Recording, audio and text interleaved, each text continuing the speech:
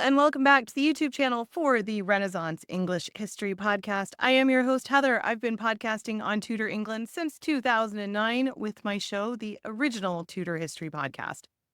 And this channel is where I put all of my episodes from all of my different shows, as well as loads of extra content like this video right here.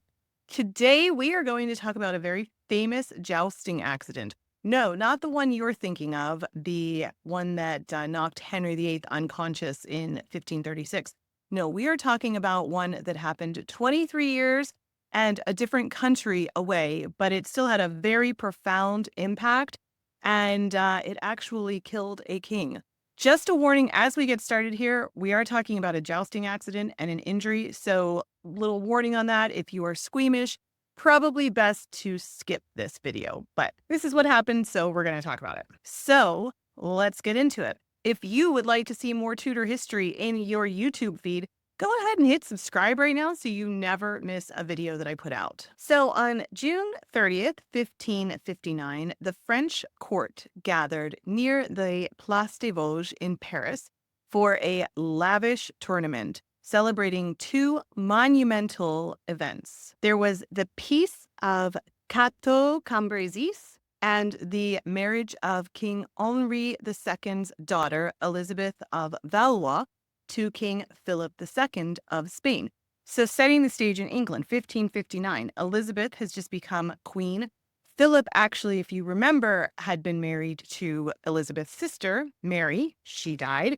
He had then proposed to Elizabeth because he wanted to keep his Catholic influence in England. And he thought it would be good for Spain and England to keep their relationship. Obviously, he thought that would be good for Spain. And Elizabeth turned him down. So now King Philip II of Spain is marrying King Henri II's daughter, Elizabeth of Valois. Also, Henri II was the son of Francis, King Francis. King Francis is the king that Henry VIII met at the Field of Cloth of Gold. They were the great rivals. They had the wrestling match, all of that. So just looking at timeline, putting things into context. This is Francis's son, Henri II, and his daughter, Elizabeth of Valois, is marrying Philip of Spain. Clear as mud, right? Elizabeth is queen in England. She's just become queen. Things are still new there, but she had turned Philip down. Okay. So there's a peace treaty. There was also, it's a big celebration. There was also the marriage of Henri's sister Marguerite to Emmanuel Philibert, the Duke of Savoy. So there are two marriages and the peace treaty of Cateau-Cambrésis. It's a big weekend. They're having a big tournament. I mean, you know what like royal weddings do today, right? France and Spain have been at war with each other for years. The war between France and Spain is actually what cost England Calais, if you'll think back to that too, under the reign of Mary, because England got dragged into the war that Spain had going on with France and lost Calais out of it.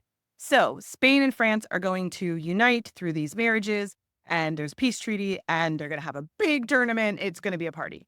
So Henri had participated in many, many tournaments. He loved jousting. He loved it. He also really got into the whole scene of like the troubadours and courtly love and all of that.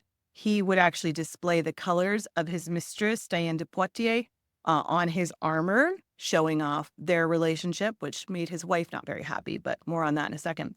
His dedication to the joust was kind of this part of this romanticized view of kingship that was rooted in knightly valor and honor and all of that kind of stuff. However, Henri was 40 at this point, and he was starting to experience bouts of dizziness after physical exertion. This was a warning sign to him that he ignored. Don't ignore those warning signs.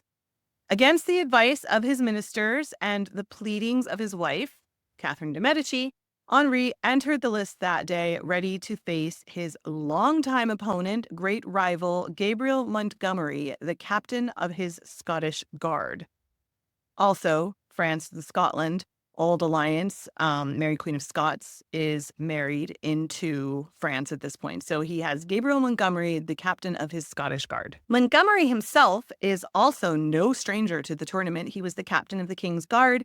He was a skilled jouster. The two men had faced each other many times before. There were displays of camaraderie as much as competition. But as the day drew to a close, Montgomery actually nearly unseated the king in their first tilt, a near miss that should have signaled the end. The crowd held its breath. Henri brushed off the incident, shook it off, eager for another run. He demanded a rematch. And his advisors and Catherine urged him to stop, but he was like, no, I don't want a rematch. Ego, all of that. Montgomery tried to refuse, sensing the danger and pushing further, but Henri insisted. And so then they had one more pass, which was catastrophic. Montgomery's lance shattered on impact with Henri's helmet, and a splintered end of the mace actually went through the king's visor and pierced his right eye, penetrating his brain. Ooh. Spectators gasped. Henri reeled in his saddle, blood streaming from his face. Montgomery was horrified. He rushed to Henri's side, offering his life in exchange for the king's. But Henri, though barely conscious, managed to assure him that it was not his fault. Of course, Henri's attendants rush forward. They lower him from his horse, carrying him to his chambers. They took him to his chambers in the Chateau de Tournelle. Henri was, like I said, barely conscious. He knew he was gravely injured. He was able to mutter out some words to Montgomery. Montgomery was obviously consumed with guilt. Of course you would be. Catherine de Medici summons the best medical minds available, including the celebrated French surgeon Ambroise Paré. I've actually talked about him before when we talked about Henry's medical ailments, Henry VIII's medical ailments. Also called in a pioneering anatomist, Andreas Vesalius, who was actually brought in from Brussels in a desperate attempt to try to understand the nature of the wounds. Catherine went to extreme lengths. She actually ordered several prisoners who were due to be executed anyway to be executed in the same manner so that the doctors could do some experiments and see if they could figure out if there was a way to remove the splinters from the brain without extra injury. So that would really suck if you were a prisoner and that was the way, you thought you were just going to be beheaded or something like that. But oh, no, it's grim. So they do that to try to figure out what's going on with Henri. Nothing happens. They knew it was incredibly grave. They knew the limitations of their medical abilities at the time. They were trying everything, literally. Paré and Vesalius examined the king, trying to figure out how to get rid of the splinters, but the fragments had gotten into the brain, making surgery far too risky. And then he got an infection, so that never helps, probably sepsis. So the infection starts to emerge. He's feverish, slipping in and out of consciousness. He grew weaker every day, his body succumbing to the relentless spread of the infection. All Catherine could do was stay by his side, vigilantly watching over her husband as his condition worsened. Catherine's presence at his bedside symbolized her devotion, but it also marked a turning point in her own power. She forbade Diane de Poitiers from visiting Henri, a decision that spoke to her authority. Obviously, within the court, her command was a clear message that her role as queen consort was about to change dramatically, and things were going to be different around here. On July 9th, after days of unbearable suffering, the king finally received his last rites, and he passed away the following afternoon. He left behind a turbulent landscape that would soon destabilize France. So everything that they were celebrating, these marriages, the treaty, all of that, quickly falls apart. His death leaves a power vacuum instantly felt around France. His 15-year-old son, Francis II, takes the throne. But he was physically frail and politically inexperienced. And he, of course, is the husband of Mary, Queen of Scots. And so Francis is an easy target for manipulation. Catherine de Medici is regent. She holds the reins of power, but her position is precarious as well. France begins to fragment along religious lines. There are factions trying to get in to influence the young king, everything like that. Henri's death ignited some of these simmering tensions. He had kept a firm hand over the throne. That was removed, and the peace quickly unravels. Henri's death also symbolizes the end of jousting. It had already been seen as largely ceremonial, echoes of the medieval, courtly life, all of that.